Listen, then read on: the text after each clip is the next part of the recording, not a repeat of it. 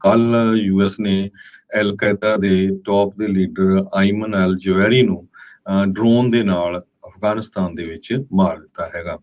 ਤੇ ਪ੍ਰੈਜ਼ੀਡੈਂਟ ਜੋ ਬਾਈਡਨ ਹੋਣਾ ਨੇ ਇੱਕ ਆਪਣੇ ਭਾਸ਼ਣ ਦੇ ਦੌਰਾਨ ਉਹਨਾਂ ਨੇ ਪ੍ਰੈਸ ਕਾਨਫਰੰਸ 'ਤੇ ਦੱਸਿਆ ਵੀ ਅਸੀਂ ਜੋ ਅਮਰੀਕਾ ਦੇ ਨਾਲ ਕਿਸੇ ਤਰ੍ਹਾਂ ਦਾ ਵੀ ਗਲਤ ਕੰਮ ਕਰੂਗਾ ਤੇ ਉਹਨੂੰ ਛੱਡਾਂਗੇ ਨਹੀਂ। 9/11 ਦੇ ਸਮੇਂ ਦੇ ਉੱਤੇ ਜਿਸ ਟਾਈਮ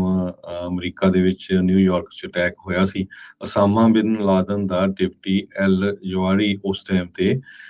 ਉਹਨਾਂ ਦਾ ਸਾਥੀ ਸੀਗਾ, ਪਰ ਇਹ ਬਹੁਤ ਲੰਮੇ ਸਮੇਂ ਤੋਂ ਬਚਦਾ ਆ ਰਿਹਾ ਸੀ। ਪ੍ਰੈਜ਼ੀਡੈਂਟ ਬਾਈਡਨ ਹੋਣਾ ਨੇ ਅਮਰੀਕਨ ਲੋਕਾਂ ਨੂੰ ਐਡਰੈਸ ਕਰਦੇ ਹੋਏ ਕਿਹਾ ਵੀ ਜਸਟਿਸ ਹੈਜ਼ ਬਿਨ ਡਿਲੀਵਰਡ, ਆਪਾਂ ਜਸਟਿਸ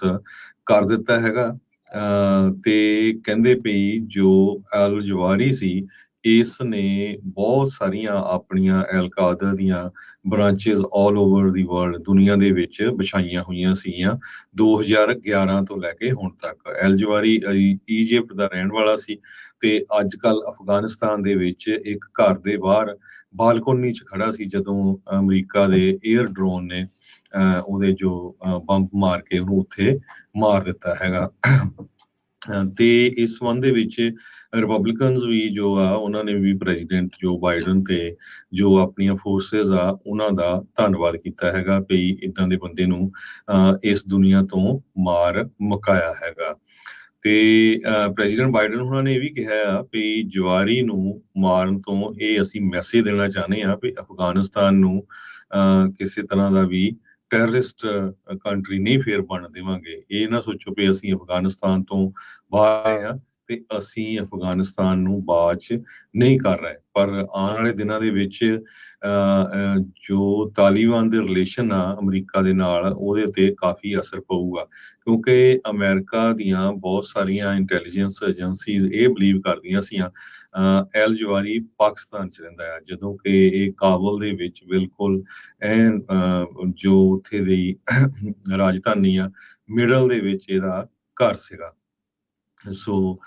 ਯੂਐਸ ਗਵਰਨਮੈਂਟ ਆਫੀਸ਼ੀਅਲਸ ਕਾਫੀ ਲੰਮੇ ਸਮੇਂ ਤੋਂ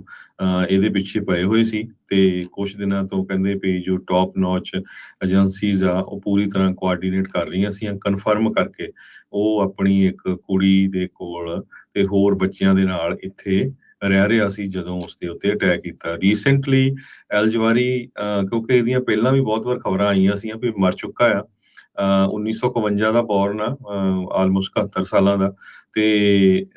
ਪਰ ਪਿਛਲੇ ਦਿਨਾਂ ਦੇ ਵਿੱਚ ਉਸਨੇ ਇੱਕ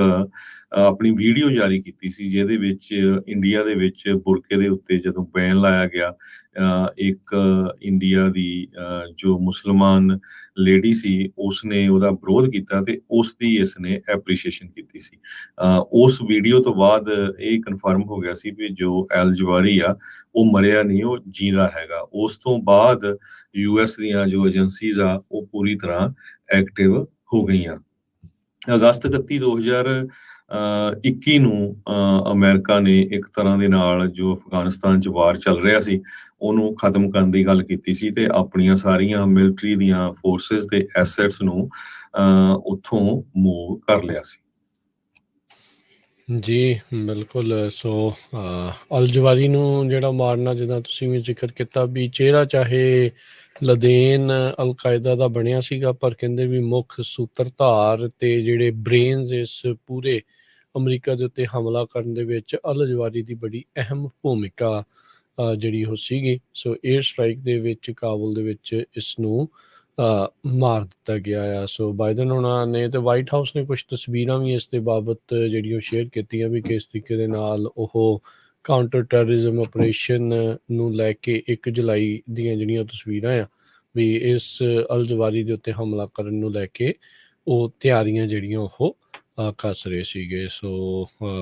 ਇਹ ਅਲ ਕਾਇਦਾ ਦਾ ਕਾਫੀ ਹਾਲਾਤ ਹੁਣ ਕਹਿ ਸਕਦੇ ਹਾਂ ਵੀ ਉੱਥੇ ਜਿਹੜੀ ਉਹ ਖਤਮ ਹੈਗੇ ਆ। ਸੋ ਉਹਦੀ ਥਾਂ 'ਤੇ ਹੁਣ ਜਿੱਦਾਂ ਤੁਸੀਂ ਜ਼ਿਕਰ ਕੀਤਾ ਵੀ ਤਾਲਿਬਾਨ ਉਹ ਤਾਂ ਜਿਹੜਾ ਉੱਥੇ ਮੇਨ ਆ। ਅਮਰੀਕਾ ਨੇ ਕੱਲ੍ਹ ਵੀ ਜਿਹੜਾ ਇਹੀ ਆਖਿਆ ਸੀਗਾ ਵੀ ਇਸ ਨੂੰ ਅਫਗਾਨਿਸਤਾਨ ਦੇ ਵਿੱਚ ਸ਼ਰਨ ਦੇਣ ਦੇ ਨਾਲ ਜਿਹੜਾ ਪੀਸ ਐਗਰੀਮੈਂਟ ਅਮਰੀਕਾ ਤੇ ਤਾਲਿਬਾਨ ਦੇ ਦਰਮਿਆਨ ਹੋਇਆ ਸੀ ਉਸ ਦੀ ਉਲੰਘਣਾ ਕੀਤੀ ਆ ਤੇ ਤਾਲਿਬਾਨ ਵਾਲਿਆਂ ਨੇ ਇਹ ਬਿਆਨ ਦਿੱਤਾ ਸੀਗਾ ਵੀ ਇਸ ਤਰੀਕੇ ਦਾ ਜਿਹੜਾ ਡਰੋਨ ਹਮਲਾ ਕਰਕੇ 에ਅਰ ਸਟ੍ਰਾਈਕ ਕਰਕੇ ਪੀਸ ਐਗਰੀਮੈਂਟ ਦੀ ਜਿਹੜੀ ਉਲੰਘਣਾ ਆ ਉਹ ਅਮਰੀਕਾ ਨੇ ਜਿਹੜੀ ਉਹ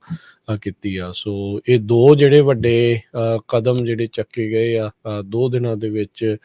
ਸਪੀਕਰ ਦਾ ਤਾਈਵਾਨ ਦੇ ਵਿੱਚ ਲੈਂਡ ਹੋਣਾ ਤੇ ਇਸ ਦੇ ਉੱਤੇ 에ਅਰ ਸਟ੍ਰਾਈਕ ਦੇ ਨਾਲ ਅਲ ਜਵਾਰੀ ਦੇ ਨਾਲ ਜਿਹੜਾ ਇਸ ਨੂੰ ਮਾਰ ਦੇਣਾ,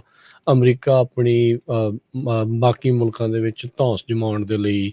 ਕਹਿੰਦੇ ਆ ਵੀ ਉਹ ਕਹਿ ਸਕਦਾ, ਜਿੱਦਾਂ ਤੁਸੀਂ ਪਹਿਲਾਂ ਵੀ ਕਿਹਾ ਵੀ ਆਪਣੀ ਸੁਪਰ ਪਾਵਰ ਹੋਣ ਦਾ ਜਿਹੜਾ ਇੱਕ ਦਾਅਵਾ ਆ ਅਜਿਹੀਆਂ ਚੀਜ਼ਾਂ ਦੇ ਨਾਲ ਜਿਹੜਾ ਉਹ ਠੋਕ ਰਿਹਾ ਹੈਗਾ ਆ। ਸੋ ਦੇਖੋ ਅੱਗੇ ਕੀ ਬਣਦਾ ਆ।